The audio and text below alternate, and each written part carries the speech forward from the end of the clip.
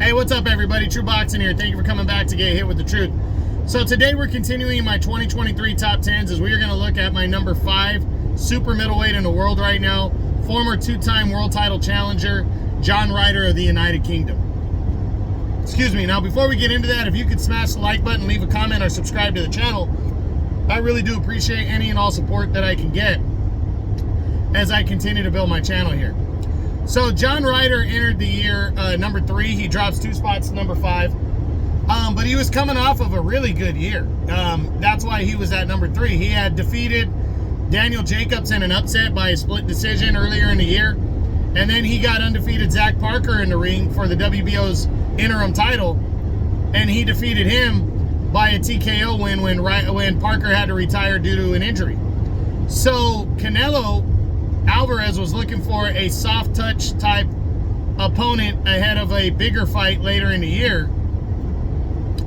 And he, because he was coming back off of a surgery, on his hand, I believe. And he looked at John Ryder as a soft touch opponent, but you have to put things in perspective. I know everybody's going to go, well, yeah, John Ryder is a soft touch. To Canelo, yes, but the guy is also a top 3 to top 5 super middleweight, respectively. He went to war with Callum Smith in a fight that some people thought he won. He beat Daniel Jacobs. John Ryder is a good super middleweight. But Canelo is a truly great fighter. So he would get the shot at Canelo in May, and Canelo would dominate John Ryder. But John Ryder and scored a couple knockdowns. He beat John Ryder up, busted him up. But John Ryder proved that he is a warrior in this fight. He went at Canelo and did the best he could and made it the distance. He refused to get knocked out, and that showed a lot of moxie, a lot of grit, toughness. After the loss, he took the rest of the year off, and now heading into 2024, he has another golden opportunity.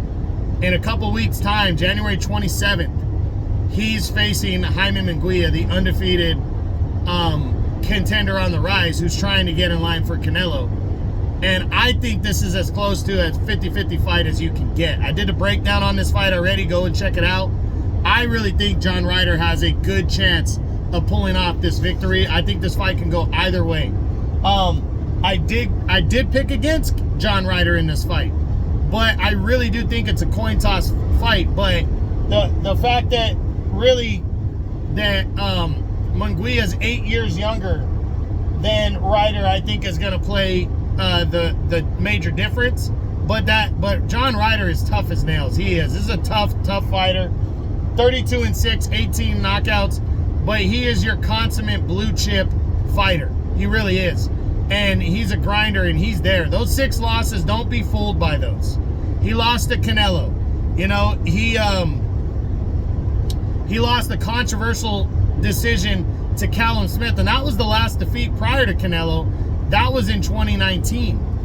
And that was right before Canelo beat the shit out of Callum Smith a year later. So this guy was right in there in a fight that some people thought he won.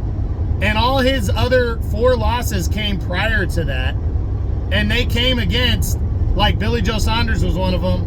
But, he's one of those guys that was just in the UK network banging around, and he lost a couple fights early in his career. I mean, Manny Pacquiao, a Hall of Famer, did the same thing. And those losses are on his resume now. People look at Pacquiao's record and goes, wow, this guy's lost a bunch of fights. Well, some guys don't get handed those don't get set up and protected and can't afford to fight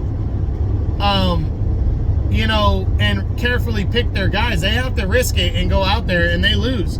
And you see that in a lot of Japanese fighters. A lot of guys that make it, they have losses on their resume before they get to that point where they're fighting for a world title. And you go back and look at their resumes, and they lost fights very early in their career. And that's what happened with John Ryder. But John Ryder is a very legitimate, very good super middleweight who's been there and done that. And I think he has a very good chance against Jaime Munguia on January 27th when they collide in the super middleweight class. So pay attention to that fight, because if John Ryder wins that fight, title shot, he's not going to get Canelo. We know that. But other big fights will be on the horizon, or bigger fights, or good fights like Sergey Derevyanchenko and other good opponents he's going to be able to line up with.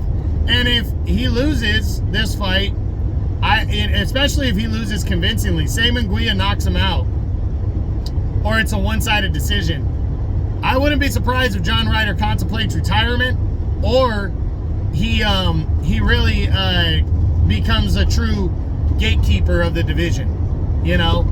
So a lot riding on this fight for Ryder. Win or lose, because I do think it's going to be close, Ryder still finishes in the top 10. He might drop out of the top 5 though with a loss, especially if it is a convincing loss.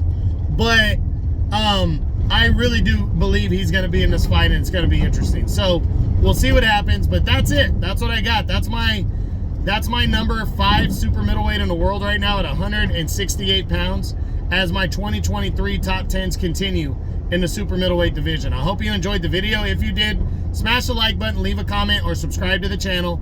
I appreciate any and all support. This is True Boxing. You've been hit with the truth.